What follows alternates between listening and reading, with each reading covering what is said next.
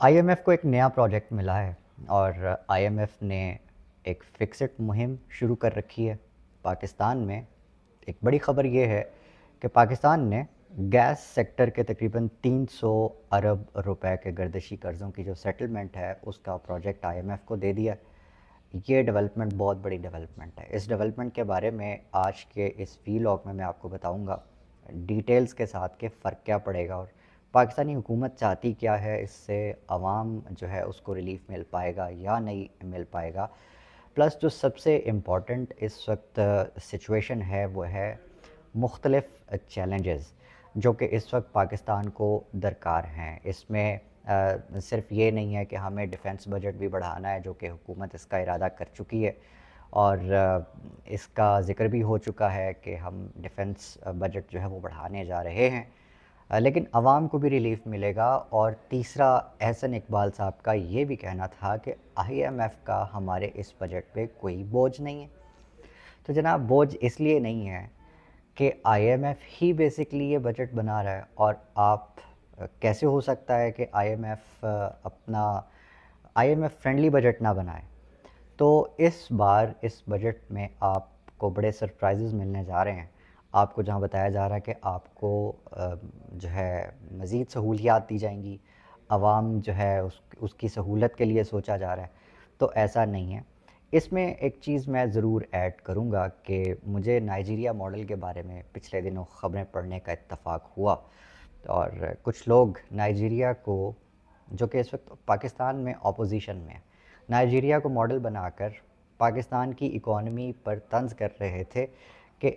دیکھیے نائجیریا جیسا ملک جو ہے وہ آئی ایم ایف کے قرضے کی اس سے باہر نکل آیا،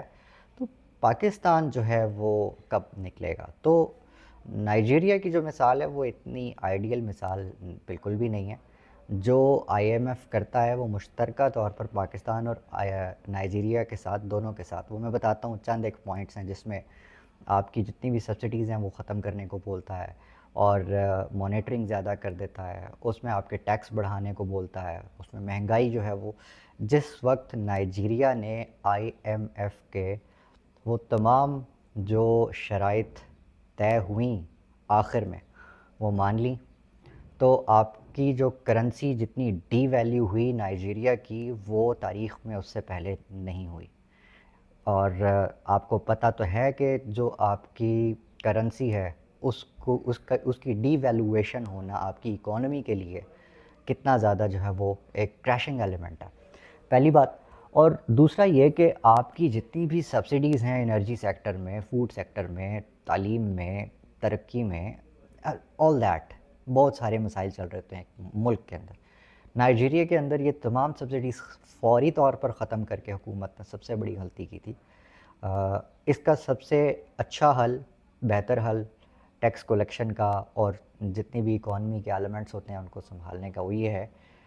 اور نائجیریا کی مثال سے سیکھتے ہوئے پاکستان کو اس وقت بہت دھیان سے چلنا پڑے گا۔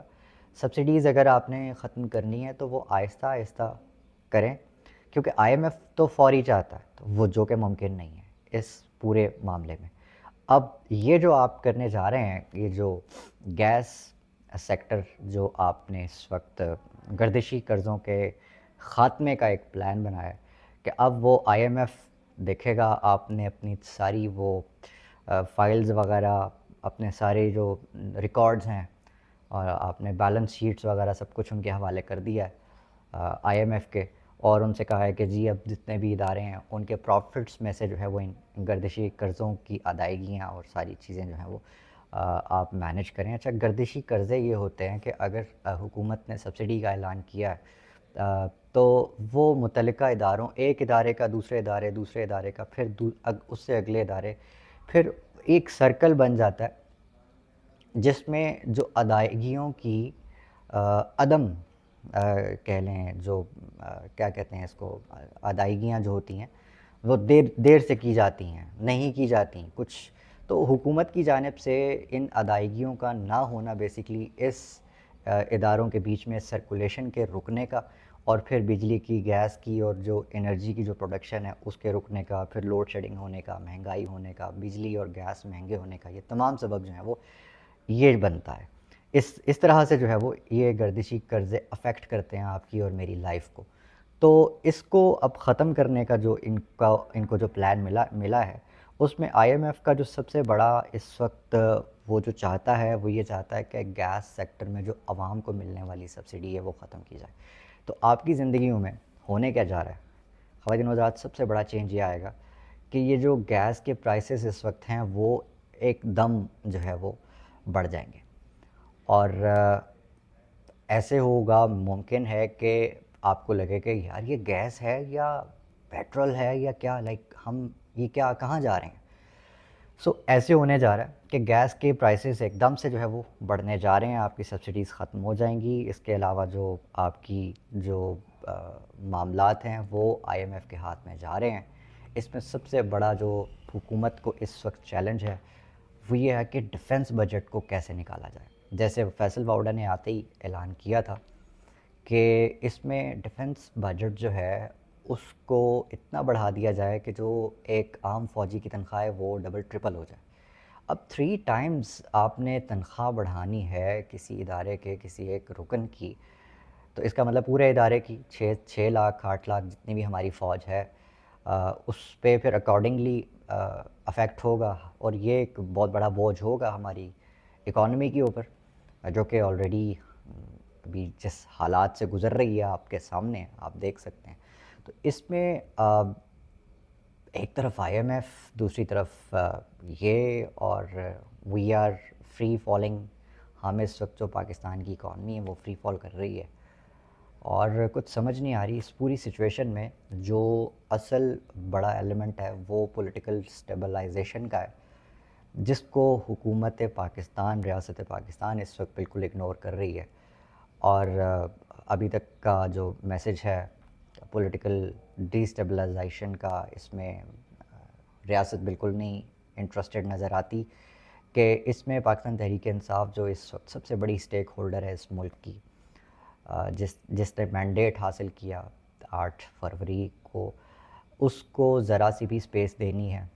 اس کے خلاف اس کے حق میں کوئی بہتری کی کوئی صورت نظر آ رہی ہو تو ایسا کچھ بھی نہیں ہے. بہت سے ایسے باخبر صحافی ہیں جو یہ بات کرتے ہیں کہ جی عمران خان کے نام پہ اب کراس لگ چکا ہے,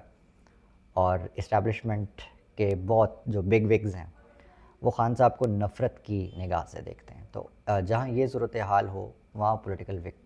پولیٹیکل اسٹیبلائزیشن کا تو نام و نشان جو ہے وہ نہیں ہو سکتا. تو جہاں پر پولیٹیکل وکٹمائزیشن ہو رہی ہو, پولیٹیکل آپ کی جو سیاسی زندگی ہے ملک کی